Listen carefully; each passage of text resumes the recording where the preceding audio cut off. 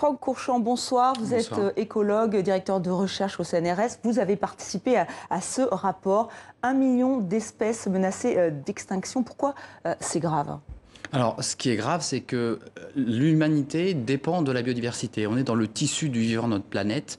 Et donc, si on enlève une espèce ou deux espèces, c'est pas trop grave. C'est un petit peu comme si on était dans un avion et qu'un ou deux boulons tombaient. À partir de combien de boulons est-ce qu'on va s'inquiéter de monter dans l'avion? Là, c'est exactement pareil. À partir de combien d'espèces qui disparaissent, des pans entiers vont disparaître et entraîner l'humanité dans leur chute. Donc, c'est inquiétant pour l'homme, évidemment.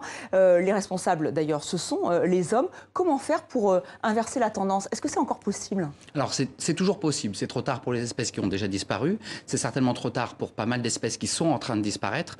Mais là, on parle quand même d'un quart des espèces vivantes qui sont menacées. Et donc, il n'est jamais trop tard. Plus on attend, plus ce sera difficile. Mais il y a énormément de choses qui peuvent être faites pour freiner cette perte de biodiversité. Mais est-ce que vous pensez que les rapports, les accords de Paris, comme on les a signés, peuvent vraiment changer la donne? On a l'impression que tout le monde est d'accord, que tout le monde s'inquiète et que finalement, rien ne se passe.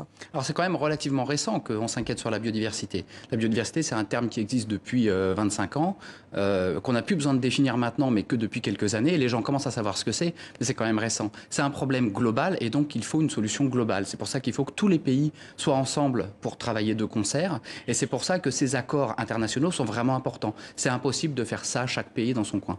Mais même après ce rapport et même après cette annonce, 1 million d'espèces menacées d'extinction, vous êtes optimiste ? Alors, je suis optimiste, ce qui n'est pas forcément une bonne chose, je ferais mieux d'être réaliste, mais je suis optimiste dans la mesure où l'humanité a des ressources extraordinaires et où on a besoin de tous se mobiliser. C'est un défi extraordinaire, mais c'est un défi qui est à la mesure de l'humanité. Donc je pense que plutôt que de se recroqueviller, de se mettre en position latérale de sécurité et de pleurnicher sur un futur incertain, je pense qu'il faut que ça nous booste un petit peu et qu'on essaye tous, chacun, à notre échelle, de relever ce défi, qui est un défi de changement de mentalité, de changement d'habitude, mais qui est tout à fait dans nos cordes. Et si vous êtes réaliste, est-ce que vous avez peur donc ? Ah oui, évidemment, évidemment.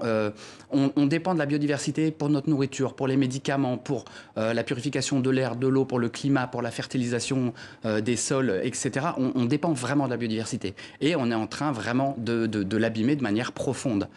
Donc évidemment, oui, j'ai peur. Mais je suis quand même confiant dans la mesure où ce qui manquait, c'était l'information. À partir du moment où on va commencer à avoir l'information, on risque d'avoir un effet positif en chaîne qui devrait pouvoir nous permettre, pas forcément de tout sauver, mais au moins de sauver les meubles. Donc aujourd'hui, il faut que tous et toutes nous mobilisions pour éviter qu'1 million d'espèces disparaissent. 1 million pour l'instant et plus par la suite. Donc oui, il faut une mobilisation sans précédent.